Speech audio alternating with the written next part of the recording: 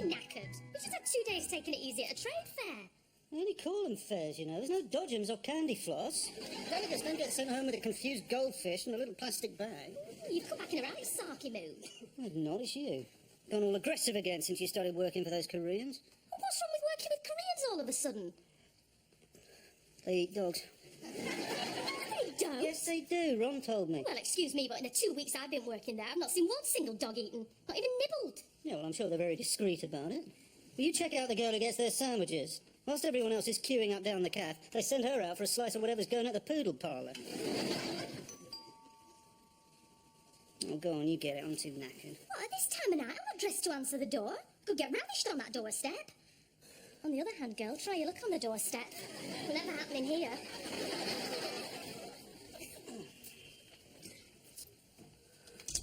Gary, deal with this. Ron? With a suitcase. Note the suitcase. Do I make a suitably tragic picture? Do I tug at the heartstrings? If not, I can go out and come back in again.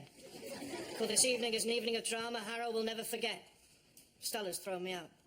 Oh, just like that, for no reason? No, there was a small matter of Ron beating up Stella's boss. I thought that was a small matter too, but apparently I've effectively put the kibosh on her career at that particular establishment. Consequently, I must suffer. Well, sit down, mate, sit down. Gary, a word. Look, I know what you're going to say, but we can't just throw him out on the street, can we? Oh, come on, Ron can't cope with life on the streets. Well, how do we know? He might be very good at it. If we don't give him a chance, we may never find out. I don't believe I'm hearing. It's those dog sandwiches. Look, Stella is a very good friend of mine. I can't be seen to be taking sides like this. Giving somebody a bed for the night is taking sides. One night. Do you hear me? One night, and I want that godless liberty taker out of here.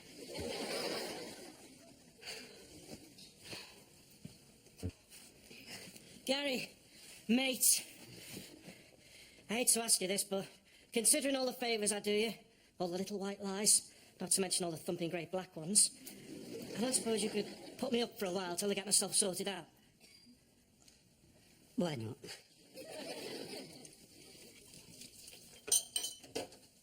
Yvonne, for you. Ron, would you kindly put them back in the vase in the living room? It's the thought that counts, Yvonne. I don't want you to think of me as some gormless liberty taker. Oh, no. While I'm here in this privileged position in your marital home, while I'm sheltered by your loving kindness and supported through each day by your loyalty and genuine friendship... Ron, I don't think I can take this sort of thing on an empty stomach. I'm sorry, I didn't mean to embarrass you with my naked emotions. Or even my half-naked emotions. I do like to keep a towel wrapped around the base of ones. No, Yvonne, pride and humility is what I feel. People would envy me if they knew I had friends like you and Gary. Yeah, well, don't tell them. We don't have enough beds. I just want you to know how humbled I feel to be allowed into your inner sanctum. Ron, this is not St. Paul's Cathedral. But you're welcome anyway. See you later. No, right, fine. She is a wonderful little woman, Gary Sparrow. Yeah, well, you've just suffered a traumatic experience at the hands of Stella, haven't you? I'm sure they'll seem wonderful after that. Oh, very glib. Potted psychology, that is. A spot of frozen Freud designed specially for the microwave. No, Gary, you should be ashamed of yourself. You have it all here and look at you. Can't wait to sneak off to get your leg over to the sounds of George Formby. George Formby? What sort of perv do you think I am? Glenn Miller, perhaps, or Fred Astaire? Yeah, quite light on my feet, you know? You're quite quick on your feet as well when it suits you. Oh, don't start giving me judgment, Ron. I don't need it. Look, what will be, will be. Oh, dangerous, Gary, very dangerous. You shouldn't run fast and loose with fate. At this very moment, the gods could be choking your name on a doodle bug, or a 1,000-pounder, or on the side of a war-ravaged building destined to collapse, entombing your crushed, unrecognisable remains in the rubble forever in another time. Thanks very much, Ron. Have a nice day yourself.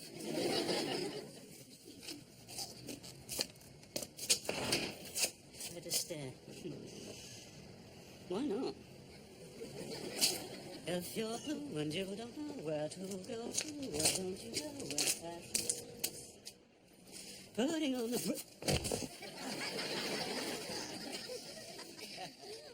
That's why not. Because in February 1942 it snowed. Michael Fish, you are no help at all.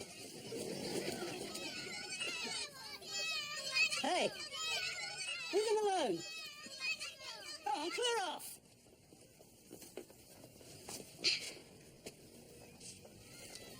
Peter? Gary! Hi! When did you get back? 3 days ago. Native's giving you a hard time, eh? I've been waiting for you. Phoebe said you'd probably be coming today. Will you be playing the piano? Mm-hmm. Do you still do secret work? Shh, careful. Careless talk, careless talk. The enemy could still be around. See? Snipers everywhere. Come on.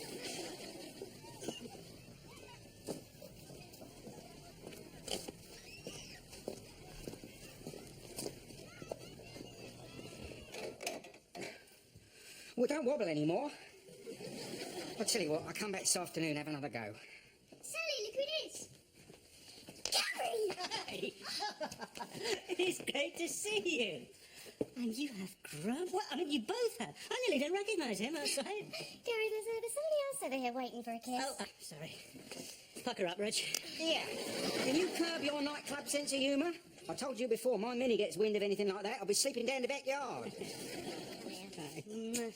So, how did they get back? Well, they got to live with the Pearson kids, you know, from Handel Street. Took nearly 7 hours. 7 hours from Buckinghamshire? I know, that Bill Pearson, he drives like a man possessed. Come on, Gary, play the piano for us. And sing us one of his songs. We've been dying for you to come. It's been really boring. Thank you very much. So much for my efforts to entertain. And mine. 2 hours of I Spy with my little eye. Very humiliating it was for a trained observer like me. He's hopeless. Shouldn't you be at school? Well, what school? Lacey Street Primary got flattened ages ago. Besides, there's no teachers left. They've all been called up. That's right, no brains left round here. I'll take your word for that, Reg. So, got a little family, eh? After all the precautions we took. Gary. Oh, no, come on, you two. I've got to have a little chat with Gary about something. Go on upstairs. Oh, but we'll miss Gary playing the piano. Sally, you'll miss nothing. Go on, it's only for 5 minutes. Up you go. Go on, I'll see you later. Well, things are going to be a bit different round here now, aren't they? Well, what else could I do? The mum and dad are dead. They're on their own. They're only little. I'm the only family they've got. Hello, is that a tear? Only I'm not too handy in tearful situations at the minute. My Minnie's worked that one out. She's taken to turning on the waterworks at will. It paralyses me every time. You know, I sometimes wonder if you floated her up on a long cable, if she'd do the same to the Luftwaffe. Certainly give me a break every now and then. Oh, yeah. You don't want to listen to my problems. No. I'll tell you what, I'll pop back later and have another fiddle with your what's name. Cheerio then. Well, you've certainly got your hands full. Pub and 2 kids to look after. 3 if you count, Reg. Well, I had to do it, didn't I? All the evacuated kids are coming back now. There's been no bombing for months and months. Well, so far. Oh, come on, Gary. There's been no bombs anywhere.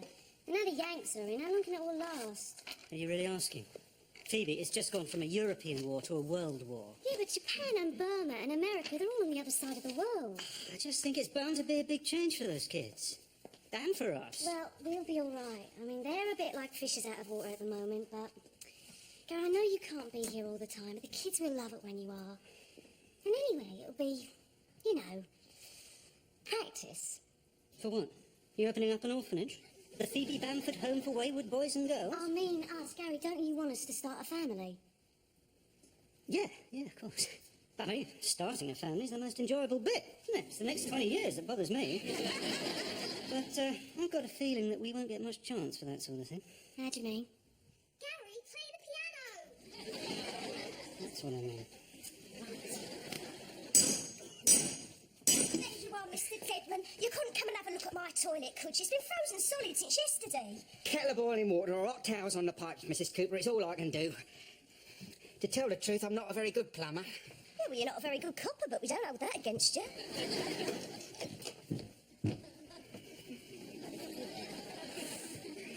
I'll tell you what, I'll pop back in the morning and have another go. Right. What does that say? Well, what do you think it says? People. It says people. You can't read properly. I can! Oh, it's all right. It's okay. Don't worry. Oh, it's been lovely. It's taken them off my hands all afternoon. Phoebe, do you know they haven't been to school in over a year? Looks like you started your own school. Good idea, if you ask me. Oh, don't be silly, Reg. I'm no teacher. I don't know enough. Of course you do. You're the cleverest person we know. Yeah, but most of what I know is, well, you know, top secret. Likewise. Reg, most of what you know is a secret even from you. But some sort of school would be good, though, Gary. I mean, we could use that part of the bar out of ours, make do. You know, it'd be ever so handy, wouldn't it, Mrs. Cooper? Oh, it would. I don't want my little Henry to grow up stupid. Do you know, he's got bank manager written all over him. Yeah? Graffiti problem round here, is it? Go on, Gary. I mean, there's lots of parents round here would really appreciate some sort of school for their kids. There's a few kids I could bring you. Yeah, well, hang on, Reg, hang Well, on. for a start, it's the Cray twins. Oh, no. No. I am not having them in here. Do you know the last time their mum brought them in, a bottle of whiskey went missing? Well, that's a coincidence. They sold me a bottle of whiskey last Christmas. Come on, Gary. I know it'll be only part-time, but anything's better than nothing. What do you say? Yeah, go on, Gary. It would be fun, wouldn't it, Peter? Yeah, go on, Gary. All right. There you are, you two. You've got yourself a teacher. And who knows, in years to come, parents might have to put their kids' names down at birth to go to the Gary Sparrow Royal Oak Educational Academy for the Children of Gentlefolk. I think that's why I drifted towards printing. I mean, the machines don't actually reject you. But in this world of machinery, what price the human spirit? What happens to hope? What happens to idealism? In this vast electronic machine called life, hope is just the rat in the wiring. The what? The rat in the wiring. Well, thank you for listening, Yvonne. What time is it? Too late for some of us. Oh, it's late for Gary. Where is he? Did he say where he was going? No, he didn't actually say. I just put two and two together. And? And, got four. If you were a more together person, Ron Wheatcroft, I would say you were being evasive. But as it is, I will make allowances for your vague and vacuous state. Thank you. Is there a saint, Yvonne?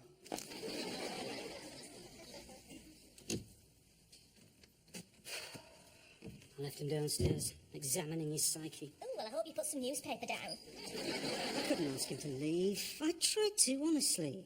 I mean, I know there's his brother in Dunstable, but Dunstable, he can't live there. There's no life for a qualified fine art printer. What I don't understand is why Stella actually threw him out. I mean, all right, yes, so he duffed up her boss. Not the smartest career move, agree, but is that really an evictable offence? Look, you're her friend. Can we have a word? I rang her this afternoon. She was in bed. Yeah? She picked something on? His name's Frank, apparently. He's Ron's paper supplier. I know, I couldn't believe it myself. I mean, it's not that I've never phoned up a mate and caught them in bed with a bloke, I have. In fact, one girlfriend used to say I was the best contraceptive she knew. Ron's paper supplier? And she's only just finished her affair with her boss. Do you mean Ron was right to suspect something? Gary, someone a bit brighter than Ron would have sussed out that there had been at least 3 others in the last month. And that's just what she's telling me. Oh, honestly, Gary, I just don't know what to think.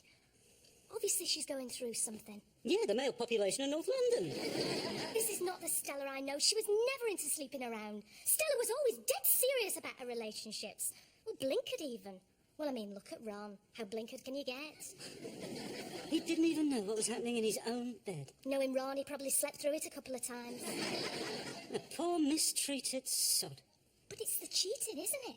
Stella having a whole other life, while Ron, her life partner, knows nothing at all about it. Oh, it's sad, isn't it? But he's got me thinking about it all. You know, other people's lives and all the little secrets. Yeah, it can be a bit unsettling, can't it? Yeah, I think he should go. I'll have a word with him in the morning. I mean, Dunstable, what's his problem? People commute from Dunstable every day. And he's his brother, you know, I mean, his family. No, don't worry, I'll have him out by tomorrow. Don't you dare! Hey? We can't throw him out now. No, not now, tomorrow. We can't, Gary. Not poor Ron. I mean, what are friends for? I'm not sure. So go on, you were saying. Oh, yeah, so I was just sitting there, and suddenly I heard this voice say, "So what are friends for?" And I thought, Hold on. Where were you when you heard that? well, here. Oh, right, I thought you were... Carry on. Well, anyway, you can't lie to your friends, can you? No, of course not. Exactly, so don't ask me to lie to Yvonne, because I consider Yvonne to be a very close friend of mine. Yeah, but come on, Ron, you know, I mean, the odd white lie just to cover up for little things. Oh, you mean like the fact that you time travel and have a sex drive that spans over half a century? Sorry, Gary, can't cover for that one anymore. No, you listen to me, Ron Wheatcroft. I put a roof over your head, giving you a nice warm bed and access to the fridge freezer. Oh, and incidentally, don't think I don't know what happened to those 3 boxes of profiteroles. What I'm saying, Ron, is I did not invite you into my house so you could grass me up. Ah, it's not a case of grassing you up, Gary. It's just that, well, if Yvonne asks me anything, I cannot tell a lie.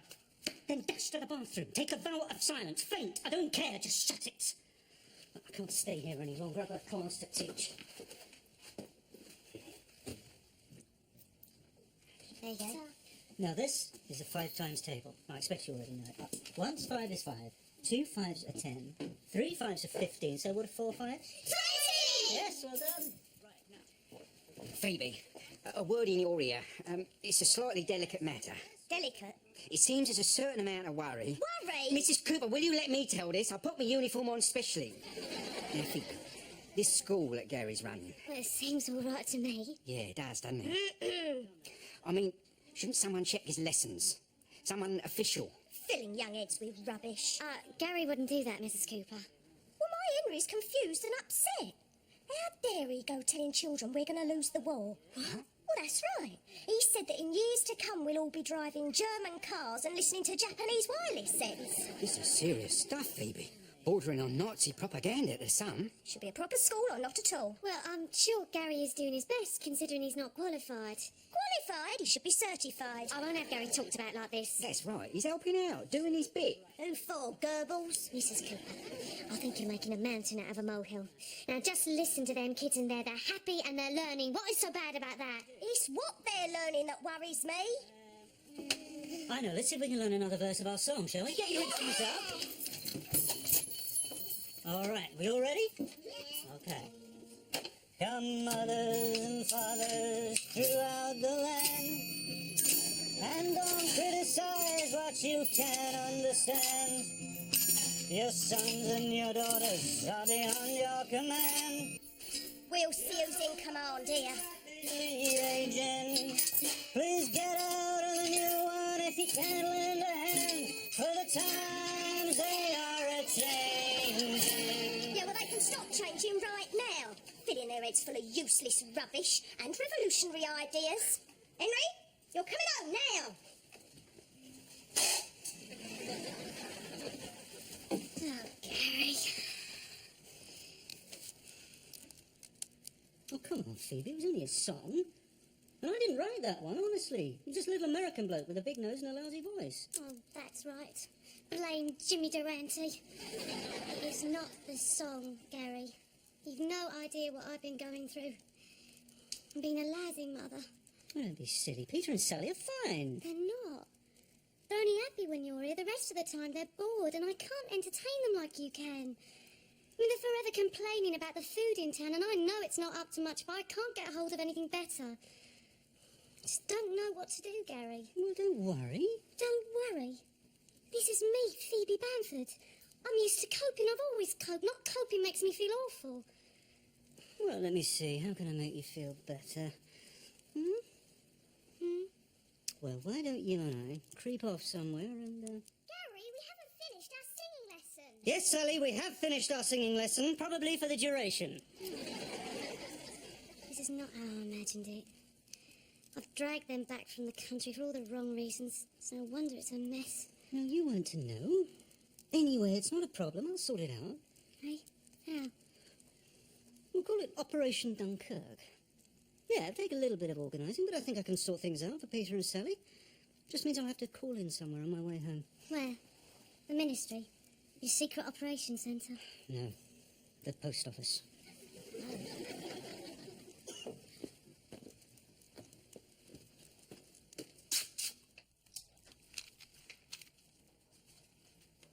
Suppose these are all your songs for the shelters, eh, Gary? Things to sing during an air raid? That's probably why they didn't have to be any good. You couldn't hear yourselves anyway. Another time, eh, Gary? That's right, Ron. Another time. That's why people pay good money for these, isn't it? Does Gary ever wake up in the middle of the night muttering about doodlebugs? Do you mind? You're leaning on my stock. Oh, sorry, I'm sure. Oh, look, an old Itmar script, signed by Tommy Handley. Must be one of the most sought-after signatures in the history of popular entertainment. But is it authentic or is it an elaborate Cockney fake? It's real, all right. Do you know that because you asked him for it yourself, Gary? Is Tommy Handley how we all imagined him to be? I don't know, Ron. How did you imagine Tommy Handley to be? Yeah, come on, Ron. Tell us about your Tommy Hanley fantasies. No, on second thoughts, don't bother. I don't want to take those pictures to bed with me. Hey, Ron, do you ever seriously consider where all this merchandise comes from? It comes from the past, Ron. Yes, but do you ever consider how it got here in the present? Well, I assume, Ron, it got here the same way as I got here. I just stood still and time galloped past. That is one theory, yes. Thank you, Ron, it's late. One theory is all I can take. Try me with another theory tomorrow. Good night. Yeah, night, love. I'll be up in a tick. Just got one quick job to do. I have to cut Wheatcroft's windpipe. Now look. Look. This goes way beyond not covering up. This is a stitch-up, bordering on a carve-up. I'm sorry, Gary, I just can't bear to see Yvonne deceived like this. Suddenly I am attracted to the truth like a moth to a flame. Yeah, well, be careful you don't get too close to that flame, Ron. Or woof, wingless Wheatcroft, one very char-grilled moth. You be careful, Ron. We can all get burnt by the truth. Oh, really? Yes, Ron, really. Let me tell you something about your local delicatessen and the little old Jewish bloke who runs it. Old Mr. Bloom? Yeah, that's him. He's got a sweet little grey head wife. Wears a death head. Yes, they're a lovely couple. Yeah. Word is, she's an absolute wow round the S&M clubs. No. Old Mrs. Bloom into leather and bond? No. Yeah, been at it for years, apparently. Now, knowing what I know, do I tell him the truth? Because personally, I think he might be a little bit upset. A little bit upset? Totally devastated, I should think. Well, that's the truth for you, Ron. Would he thank me for devastating him like that? Would either of them ever talk to me again? There's no winners, Ron. Everybody loses. So is turning a blind eye so bad? Oh, I see. It was an analogy. You had me going there. Old Mrs. Bloom, Miss Whiplash with a death aid. That's about as likely as Stella putting it about. And in the end, there was Mr. Baggs and P.C. Herbert, both in the ditch with a pig on top of them. What's happening at Whitecross Farm now? Where's Ian and Kate? Oh, later. You better tell me a gossip for the moment. Yes, go on, finish it. God, that steak and kidney pie smelt good. There's country living, we should all be evacuated. Mrs. French, you've made my day. You really have. It's lovely to see them that happy. The timing is perfect. You must be a mind reader. Oh, no, love. A telegram reader. Telegram? What telegram? Gary, what telegram? The one I sent from the post office. Operation Dunkirk, remember? I just thought a visit from Mrs. French would be a sort of present for the kids. Wine for me, Gary. Mr. Secrecy as usual. Oh, they've missed country food. In fact, they miss the countryside full stop. They're not town kids anymore, Mrs. French. They're just not happy here. I know, they said. Oh, no, did they? Did they actually say that? Oh, I would hate to see them miserable. Plus, there's a bit of a split between the kids who left and those that stayed, and what with there being no school to go to. Oh, our local school's just opened again. The headmaster's been invalided out. Of course, we knew he would be. He's a clumsy so-and-so. Oh, dear me. I do miss them. I miss the sound of their laughter. Oh, don't. Oh, God, the waterworks are back. I think I'll go and check the snow levels or something. Oh, I'm sorry. I shouldn't have come. It were a silly idea. What time's the next train? Oh, no, Mrs. French, don't go. No, don't leave us, not yet. Mrs. French, look, I feel really guilty about sending that telegram now. I mean, I did it for the kids, but, well, I also hope that once you'd seen them, you'd want to take them back with you. Well, of course I would. The place is as quiet as a grave without him. Phoebe, the food's better. Their friends are there, and the school's open again. I know. I hear what you're saying, Gary. I suppose it's for the best. Well, of course it is. They've got more of a life in the country. One day things will be better in London. It'll be all bright lights and opportunity. Then they'll really want to come back. Well, you just make sure they write to me regular, that's all. I'll see they do. Well, come on, you two. I suppose we better get your things together. Can we come and visit you? Of course you can. Look, you must let me pay you for the train fare. After all, it was me who asked you to come. Oh, I know, but I couldn't wait to see him again. No, this mustn't cost you anything. Look, there's some expenses, and, well, this is for whatever Peter and Sally might need over the next few months. Oh, and I've got some clothing coupons somewhere. Yeah. Oh, Gary, this is wonderful. Yeah, Ron's really good at doing the squiggly bit. Ron's my boss. Very generous.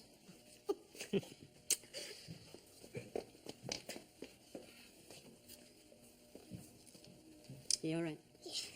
Yeah, I just left them to it. Is he dried up in here yet? I mean, it's getting a bit parky outside. Come on in, Reg. Drinks all round, I think. Oh, I could do serious damage to a pint. Well, looks like you already have, Reg.